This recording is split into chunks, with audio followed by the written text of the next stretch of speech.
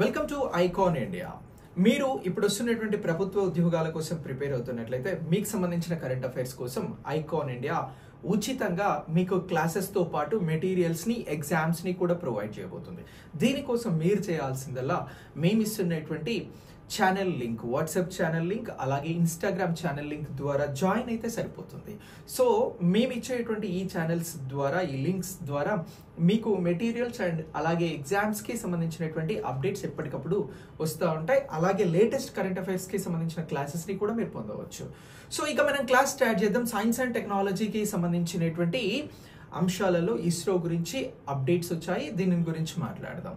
So మర్చిపోకండి, channel links నేను డిస్క్రిప్షన్లో ఇస్తాను, దానిలో జాయిన్ అవ్వండి. ఇక మనం సైన్స్ అండ్ టెక్నాలజీ అని అంటున్నాం. సైన్స్ అండ్ టెక్నాలజీ రిలేటెడ్గా ఏ ఎగ్జామ్ తీసుకున్నా క్వశ్చన్స్ అడుగుతా ఉన్నారు. ఇందులో భాగంగా ఫస్ట్ మనం దేని గురించి అంటే చంద్రయాన్ 5 గురించి మాట్లాడదాం. ఇది లేటెస్ట్ అప్డేట్. సో చంద్రయాన్ 5 అని అంటున్నాం. ఈ చంద్రయాన్ 5కి సంబంధించినటువంటి అప్డేట్ అనేది మనకి ఎగ్జామినేషన్ పాయింట్ ఆఫ్ వ్యూలో చాలా చాలా ఇంపార్టెంట్. ఏం అప్డేట్ వచ్చింది చంద్రయాన్ 5 గురించి అని అంటే, చంద్రయాన్ 5 ప్రయోగం చేయండి అని చెప్పేసి ఇస్రోకి కేంద్ర ప్రభుత్వం నుంచి ఆమోదం లభించింది. అంటే చంద్రయాన్ 5 ప్రయోగం కోసం కేంద్ర ప్రభుత్వం ఇప్పుడు ఆమోదం అనేది తెలిపింది, అంతే కదా, ప్రభుత్వం ఆమోదం తెలిపింది. ఇది లేటెస్ట్ అప్డేట్. ఈ ఆమోదం తెలిపిందన్న విషయాన్ని ఎవరు చెప్పారు అని అంటే మనకి ఇస్రో చైర్మన్ గారు తెలపడం జరిగింది. ఇస్రో చైర్మన్ గా ఎవరున్నారు అని కూడా క్వశ్చన్ అడుగుతారు రానున్నటువంటి ఎగ్జామ్ లో. ప్రస్తుతం వి నారాయణన్ గారు ఉన్నారు. ఎవరు అని అంటున్నాం?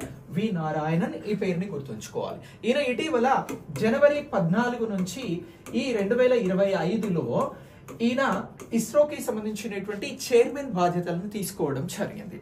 అయితే ఇప్పుడు ఇస్రో చంద్రయాన్ 5 ప్రయోగానికి సిద్ధమవుతుంది. మరి ఏ దేశంతో కలిసి చంద్రయాన్ 5 ప్రయోగాన్ని చేయబోతుంది అని కూడా ఎగ్జామినేషన్ పాయింట్ ఆఫ్ వ్యూలో క్వశ్చన్ అడుగుతారు. అలా అడిగితే మీరు చెప్పాల్సినది భారత్, జపాన్ తో కలిసి.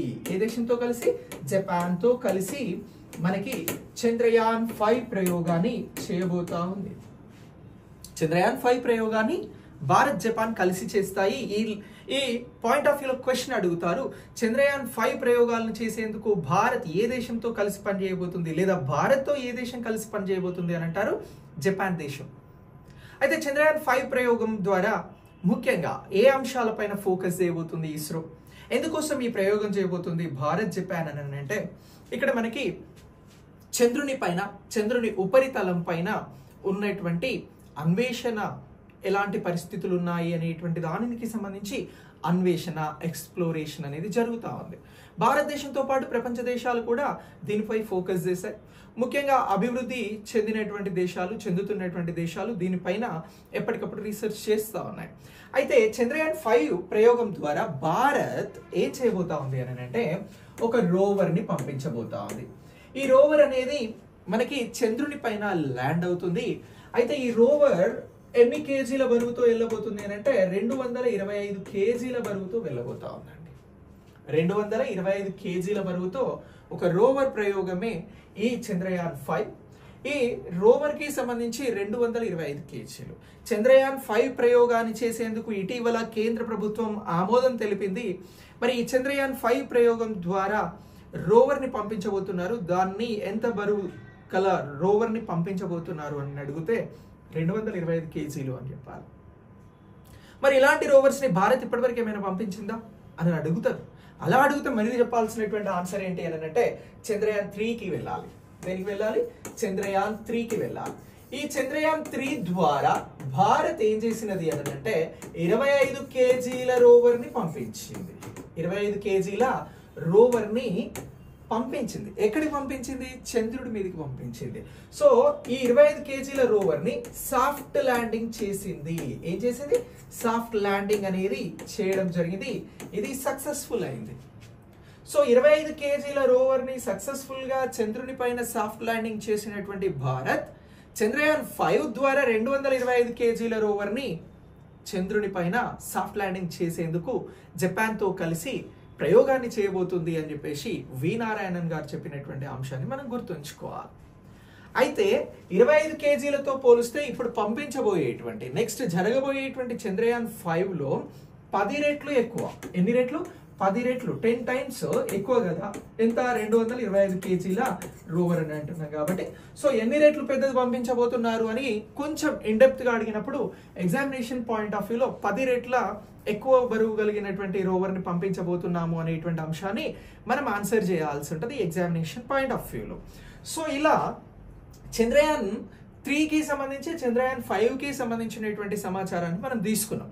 మరి చంద్రయాన్ 4 లేదా సార్ మధ్యన అంటే అది కూడా ఉంది. సో అది కూడా చెప్తాను. చంద్రయాన్ 4 అని అంటాను. ఇగో ఈ చంద్రయాన్ 4 అనేటువంటి ప్రయోగం కూడా జరగబోతా ఉంది. దీనిని 2027 సంవత్సరానికి షెడ్యూల్ చేయడం జరిగిందండి. 2027లో చంద్రయాన్ 4 ప్రయోగాన్ని భారతదేశానికి సంబంధించినటువంటి ఇస్రో షెడ్యూల్ చేసింది. ఇది చాలా ఇంపార్టెంట్. ఓకే, అంటే మనకి చంద్రయాన్ 5 తెలుసు. దీని తర్వాత చంద్రయాన్ 5 225 kgs రోవర్ని పంపిస్తుంది. అది ఇంకా షెడ్యూల్ కాలేదు టైం. కానీ చంద్రయాన్ 4 2027కి షెడ్యూల్ అయింది. మనకి చంద్రయాన్ 3 గురించి కూడా తెలుసుకున్నాం. సో ఇలా ఇగో ఈ చంద్రయాన్ 4ని కూడా మనం గుర్తుంచుకోవాలి. చంద్రయాన్ 4 ప్రయోగం ద్వారా భారత్ ఏం చేయబోతుంది అని అడుగుతాం. అలా అడిగితే మనం చంద్రయాన్ 4 ద్వారా చంద్రుని నుంచి నమూనాలను చంద్రుని నుంచి నమూనాలను సేకరించే పనిలో చంద్రయాన్ 4 ప్రయోగం అనేది జరగబోతా ఉంది. సో ఇలా మనం చంద్రయాన్ 4కి సంబంధించినటువంటి అంశాన్ని గుర్తించాల్సి ఉంటుంది. ఓకే, మనకు చంద్రయాన్ 5 తెలుసు, చంద్రయాన్ 4 తెలుసు, చంద్రయాన్ 3 కూడా తెలుసు. అయితే చంద్రయాన్ 2 గురించి మాట్లాడదాం.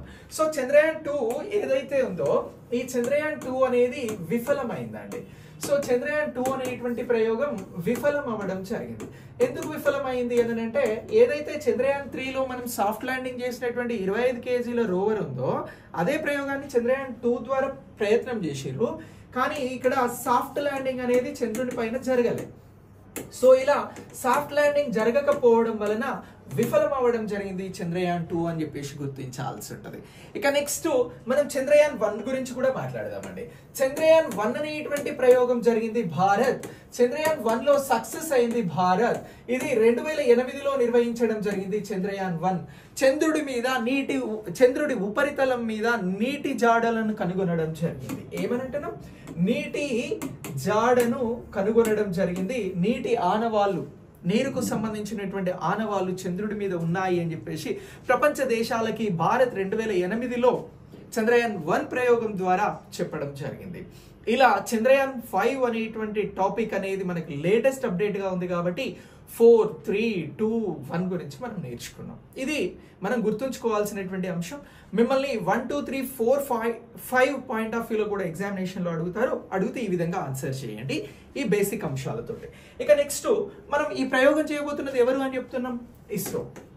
ఇస్రో అనగా ఇండియన్ స్పేస్ రీసెర్చ్ ఆర్గనైజేషన్, భారత అంతరిక్ష సంస్థ.